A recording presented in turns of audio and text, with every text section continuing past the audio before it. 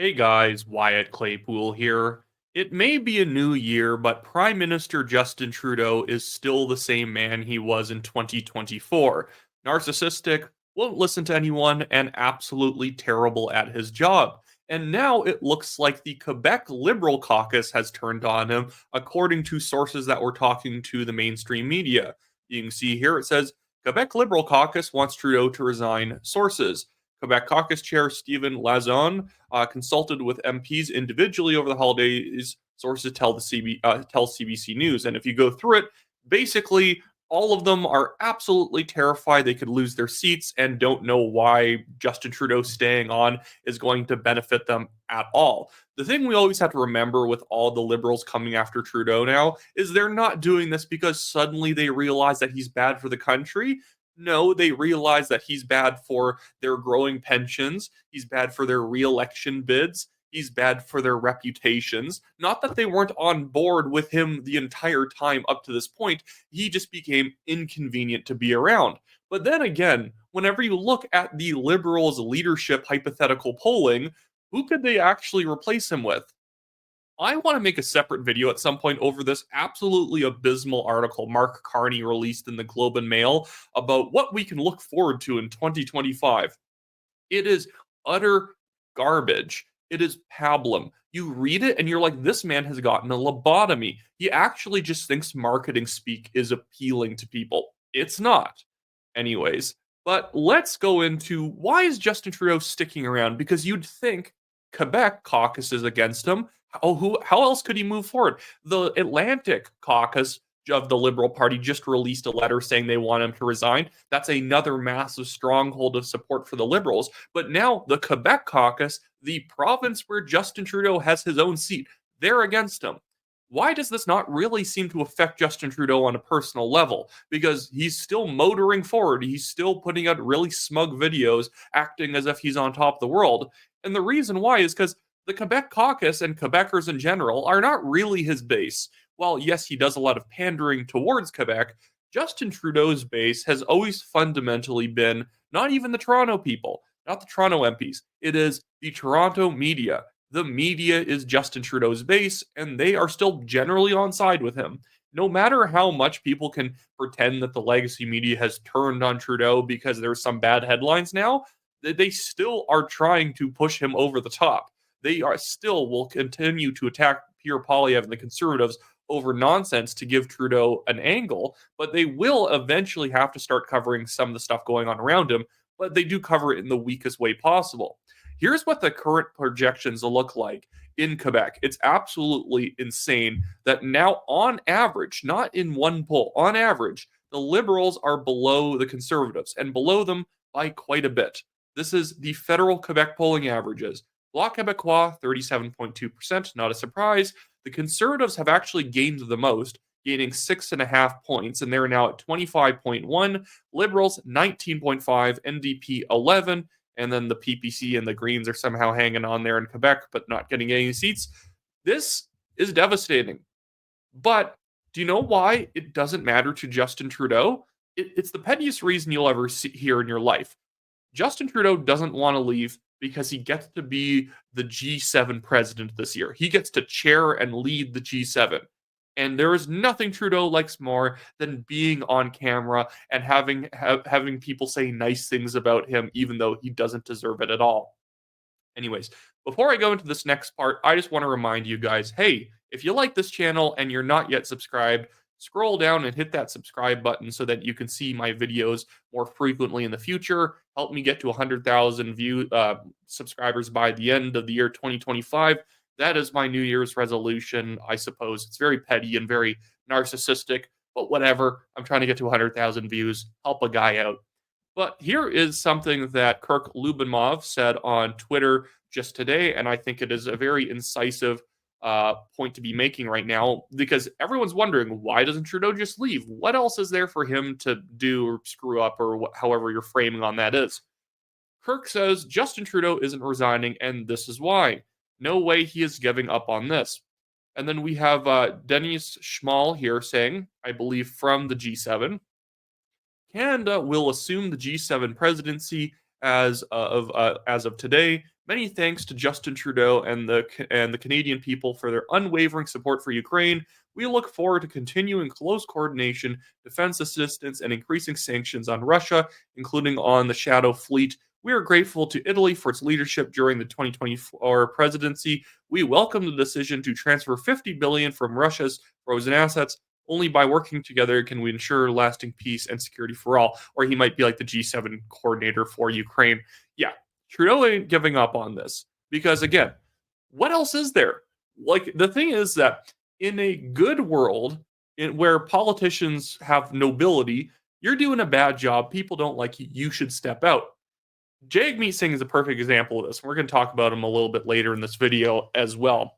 But these days, why not just stick around and gain as many benefits as you can? Because at this point, people have really ripped the band-aid off of being shamed out of office. We have not shamed somebody out of office in quite a while in both Canada and the United States. In terms of people will just keep doing the worst things possible because, you're never going to be able to get rid of me, or at least I have another 7 months to go, so I'm going to use them. And Justin Trudeau could technically stay as prime minister for 10 months. And if he gets to be the chair of the G7 and he gets all these world leaders having to be nice to him and, talk him up or whatever, maybe he sees this as his upper hand on Donald Trump, that when Donald Trump's president, he still has to address him as the chairman of the G7 right now. That's what he wants. And it's not going to help him at all. Does it hurt the Liberals for Trudeau to stick around? I'm not even sure about that at this point. Really? You're going to replace him with Freeland or Carney or Anita Anand or Francois Champagne or whatever? Like, who cares? Melanie Jolie? These people are different shades of beige. They don't have any personalities past bureaucracy. Anyways, so let's move on just for something else to talk about. This very quick but very embarrassing video from Jagmeet Singh. I love it. I love how big Jagmeet Singh thinks he is in his own head. He is a star politician in his own head canon. He is like the man everyone fears. He's so progressive, so virtuous. Everyone admires him. Men want to be him. Women want to be him too, or want him to, like, I don't know, be with them. I don't care. But here we have Jagmeet Singh saying, 2024 was a battle. Fighting against liberal inaction, fighting against callous conservative cuts, fighting against them. The conservatives are not in power. How is he fighting them? Also, when he says liberal inaction, he is about to name a bunch of things that he did with the liberals, yet he is accusing them of inaction. But he says, for you and your loved ones, we're going to keep fighting in 2025. And there's a great photo of Jagmeet Singh looking like he's about to sneeze. But we will check out Jagmeet's little New Year's Day video here. 2024 was a battle. Here's a list of every fight and every win New Democrats secured for you going up against Liberals and Conservatives. Now, here's a list of every fight and every win Pierre Poilievre and the Conservatives secured for you in that same year. He's just such a dweeb. Yeah, it's almost like the Conservatives aren't in government and are not working with the Liberals. Jagmeet Singh is both the biggest opponent of Justin Trudeau there is, but also will pimp out all of the policy achievements that were really just liberal policy achievements, and they're not really achievements, they suck. But the Liberals did that. You attached yourself to it and pretended that I made the legislation better by putting pressure on Trudeau, yet we've seen that he has no ability to put pressure on him. He backs off every single time and doesn't actually make credible threats. GST-HST holiday. He wanted to make the GST holiday permanent on a bunch of different essentials, which is not even a bad idea. Yeah, there shouldn't be a sales tax on home heating. There shouldn't be a sales tax on certain food items. That makes sense. Fair enough. But also, Jagmeet, you're still not putting pressure on the Liberals to get rid of the carbon tax or lower any other tax. It was just a moment where he could stand up 2 days before the bill came through and said, I want this made permanent. And Trudeau, I don't like Trudeau, but his party's like, well, you should have brought this up a month ago. And then they ignored him and passed anyways. And Jagmeet Singh was like, they didn't want to do my very sensible plan. It's like, okay, man, sure. Yeah, it's not that you didn't even care about your own plan, and that's why you threw it in at the 11th hour dead on arrival. He's so performative. There's nothing real about him at all. I don't even know how well the NDP is going to do in this next election. Because if you don't like the Liberals, why would you be voting for the NDP? Here's another video that Jagmeet Singh just put out. I haven't even previewed this one, but it's another New Year's one. He's wearing a very good cable knit sweater. Happy New I do appreciate a good sweater. Actually, I'm not trying to shade that sweater. It's a nice one. Year. This is the time of year where we reflect on the past year and we look forward to the next. And while we face a lot of challenges, I'm optimistic about the future. I believe that 2025 is the year where together we build homes that people can afford. We make sure healthcare is there for when you need it, and we. Why didn't you do it last year? Why? 2, 3, 4, 5 years. He's been holding up the Liberals since 2019. Why didn't any of this get done before? Just wondering. Just asking. Because he's criticizing probably of the Conservatives for wanting to get rid of the Housing Acceleration Fund. He's doing the same talking points as the Liberals on that.